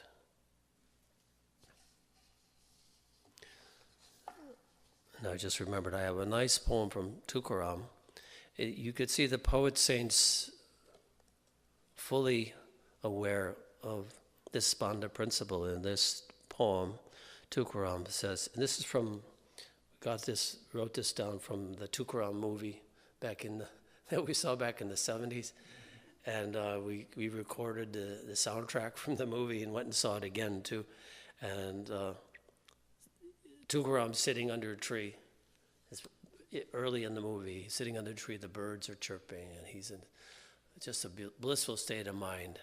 And he's reveling in this spanda principle. Adi bija ekale, Adi bija ekale, bija ankurare rupavadale, bija ankurare rupavadale, bija ankurare rupavadale. Eka bija poti, taru koti koti, janmageti sumana pare, koti janmageti sumale pare, koti janmageti sumale pare. Vyapuni jagata tuhi ananta, vyapuni jagata tuhi ananta, bahuvida rupe gesi gesi, hari anti Brahma ekade, hari anti Brahma ekade, hari anti Brahma ekade.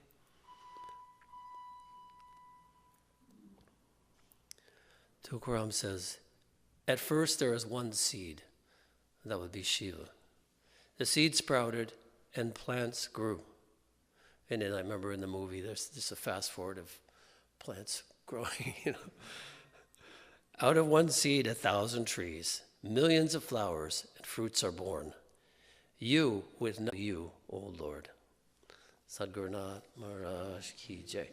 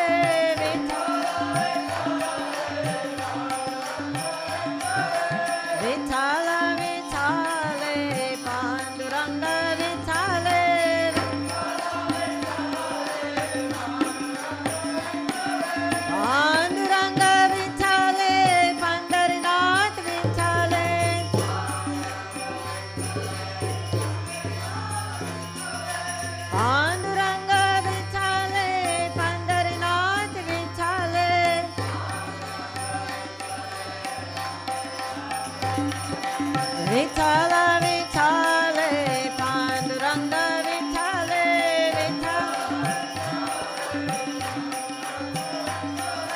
Vitala Vitale Panduranga Vitale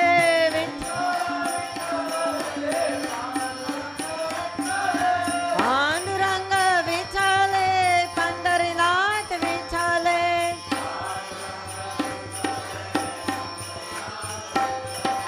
Panduranga Vitale Pandarinath Vitale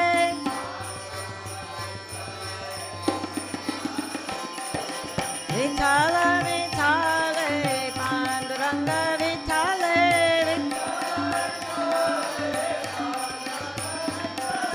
Vitala Vitale Panduranga Vitale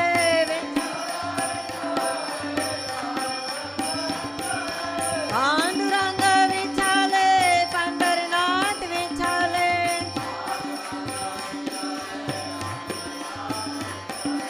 Panduranga Vitale Pandarinath Vitale Vitala Vitale Panduranga Vitale Vitala Vitale Panduranga Vitale Panduranga Vitale Pandarinath Vitale Panduranga Vitale Pandarinath Vitale Vitala Vitale Panduranga Vitale Vitala Vitale Panduranga Vitale Panduranga Vitale Pandarinath Vitale Panduranga Vitale Pandarinath Vitale Vitala Vitale Panduranga Vitale Vitala Vitale Panduranga Vitale Panduranga Vitale Pandarinath Vitale Panduranga Vitale Pandarinath Vitale Vitala Vitale Panduranga Vitale Vitala Vitale Panduranga Vitale Panduranga Vitale Pandarinath Vitale Panduranga Vitale Pandarinath Vitale Vitala Vitale Panduranga Vitale Vitala Vitale Panduranga Vitale Panduranga Vitale Pandarinath Vitale Panduranga Vitale Pandarinath Vitale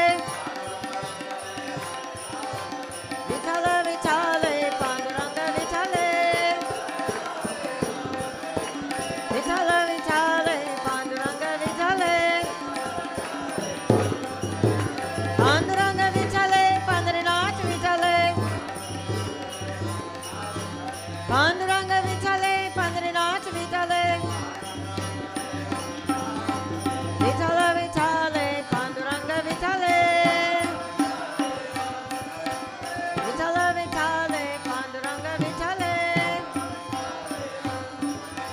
Vitala Vitale Panduranga Vitale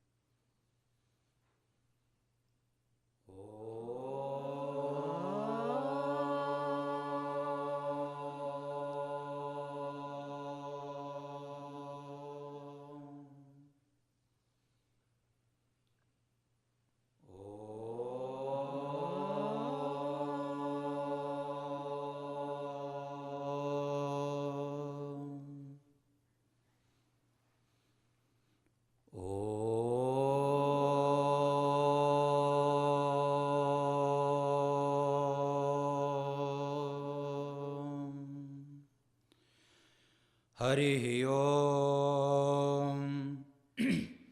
Sansamidhyavashe vrishannagne vishva'a nyarya'a idaspade samedyase sano vasunyabhara sangachadvam samvadadvam sambho manāansi janata deva bhaganyatha purve sanjanana upasate samano mantra samiti samani samanam mana sachittame sham samanam mantram abhimantra eva samane navo havisha ajuhomi samani va akoti samana hridaya nivaha samanamastu vo mano yata vahasu sahasati Harihi Om. Om Dyoho Shantirantarikshago Shantihi Prithivi Shantira Paha Shantirokadaya Shantihi Vanaspataya Shantirvishve Deva Ha Shantir Brahma Shantihi Sarvaggo Shantihi Shantireva Shantihi Sama Shantiredi Jato Yataha Samihase Tato no abhayam kuru shanna kuru prajabhyo bhayannaha pashubhyaha Om Shanti Shanti Shantihi Shushantirabhavatu sarvarishta sarvopadrava Shantirastu.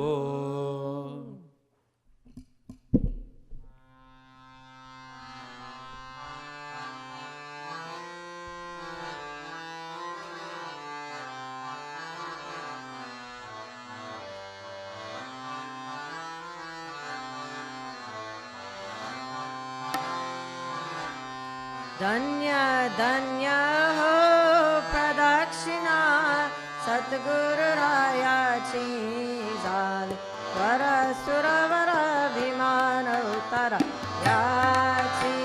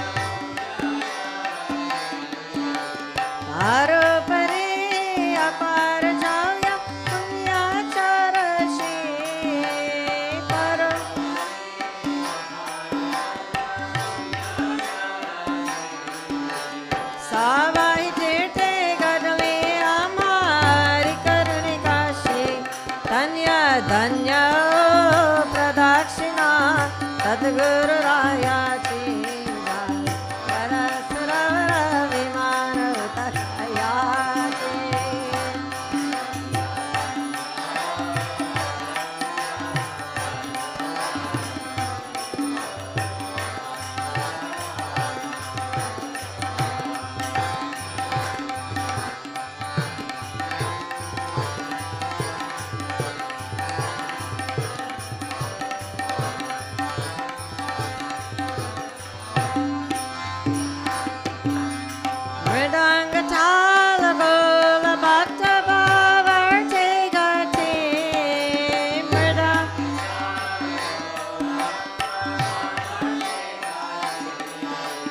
Mridang Tala Gola Bhakta Bhavarti Gati Mridang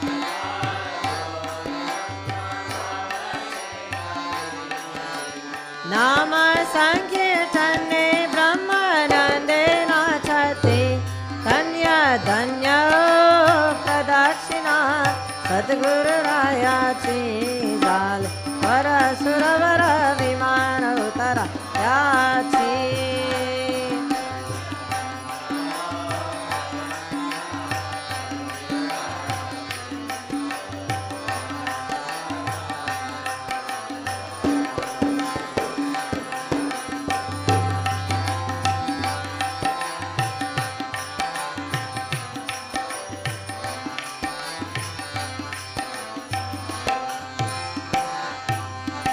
Koti Brahma Dhyariti Harita Dandavata Koti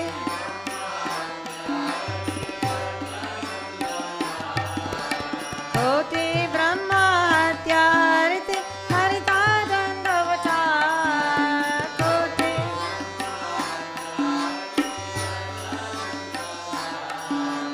Lotangana Galita Moksha Lole Kaya Danya Danya Pradakshina Sadguru Raya Chizal Varasuravara Vimana Uttara Yachi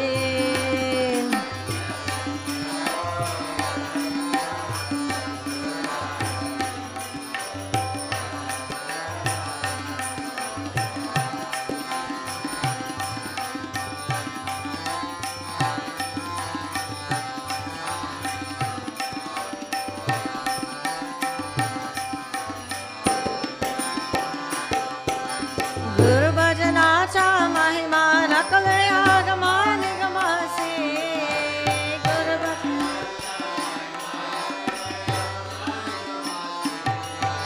Guru Bhajanacha Mahima Nakalaya Gamani Gamasi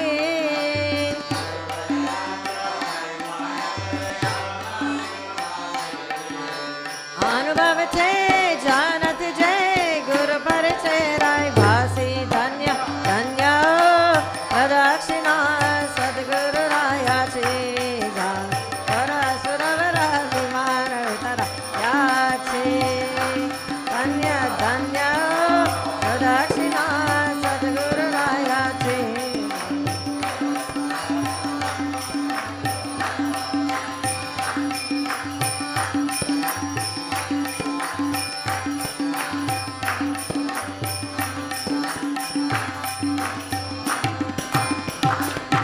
Pradakshina Karni Deha Bhave Vaila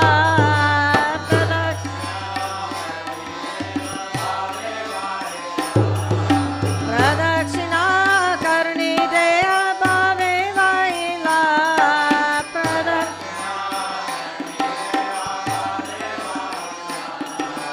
Shri Ranga Bhagavital Pudeo Varaila Danya Danya Pradakshina Sadguru Raya Chiza Varasuravara Vimana Uttara Chi Danya Danya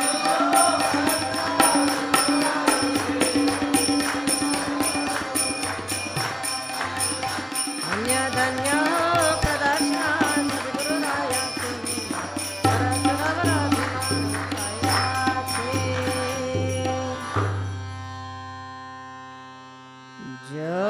Jotase Jotaja Kava Sada Guru Jotase Jotaja Kava Mera Antarati Mirami Kava Sada Guru Jotase Jotaja Kava Hey Yogeshwara, Hey Jnaneshwara, Hey Yogeshwara, Hey Jnaneshwara, Hey Sarveshwara, Hey Parameshwara, Hey Sarveshwara, Hey Parameshwara.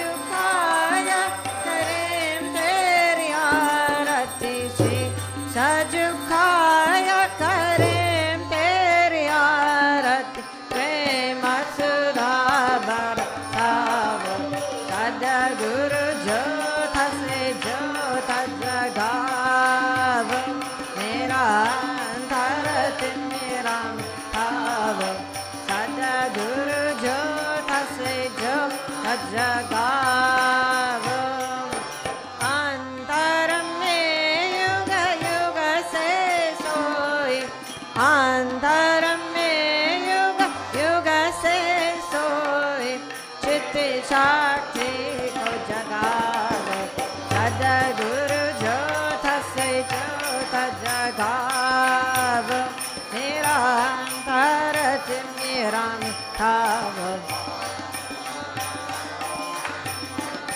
जगाव साची ज्योत जगे हृदय में साची ज्योत जगे हृदय में तो अमदार जगाव सद्गुरु ज्योत से ज्योत जगाव मेरा अंतरत मेरा मिटाव सद्गुरु ज्योत से ज्योत जगाव जीवन मुक्तानंद विनाशी जीवन मुक्तानंद विनाशी चरणन शरण लगाव सद्गुरु ज्योत से ज्योत जगाव मेरा अंतरत मेरा मिटाव सद्गुरु ज्योत से ज्योत जगाव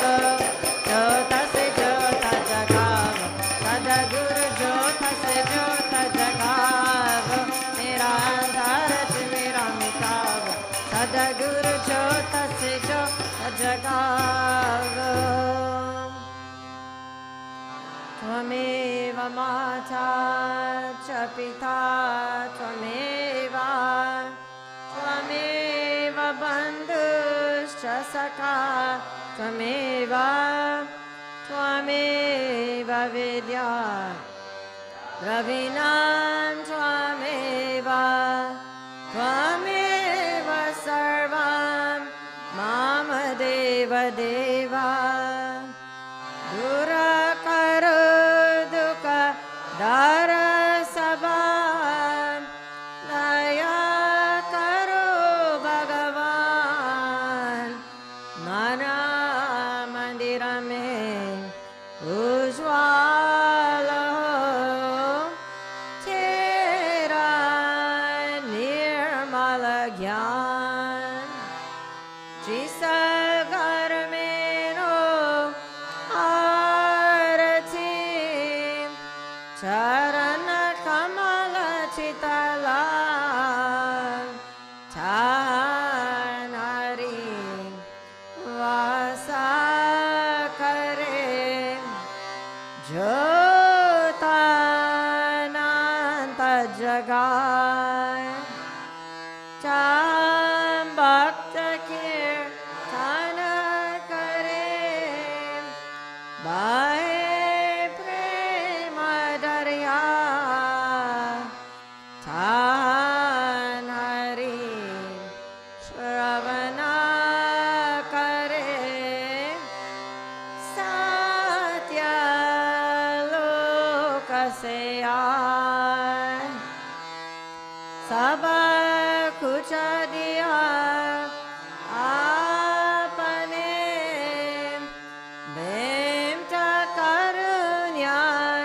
करुण्यानाथ नमस्कार की प्रेम करुण जोड़ में दोनों हाथ नमस्कार की प्रेम करुण जोड़ में दोनों हाथ ओम पूर्णमदा पूर्णमिदं पूर्णात् पूर्णमुदच्यते पूर्णस्य पूर्णमदाय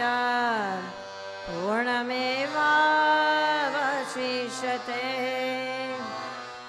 ॐ शान्ति शान्ति शान्ति सद्गुरुनाथ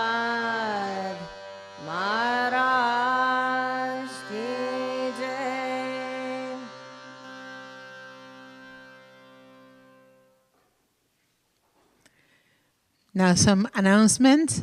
Thank you for being here today with us. The first one is you must have received on your email an announcement of the Bhagavata Sapta that is taking place in Ganeshpuri from January 27 to February 4th.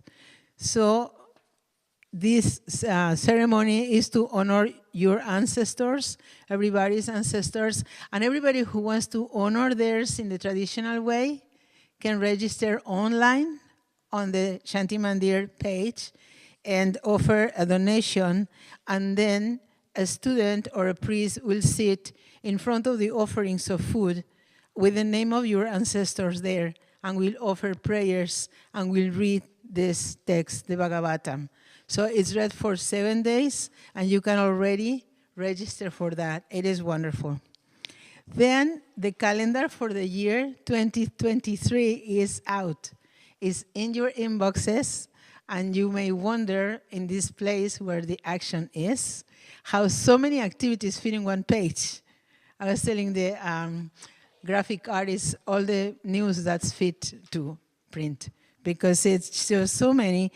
That is one document that is in your inboxes, and the other one is called Save the Dates. So on your calendar, you mark the dates, and this one is two different things.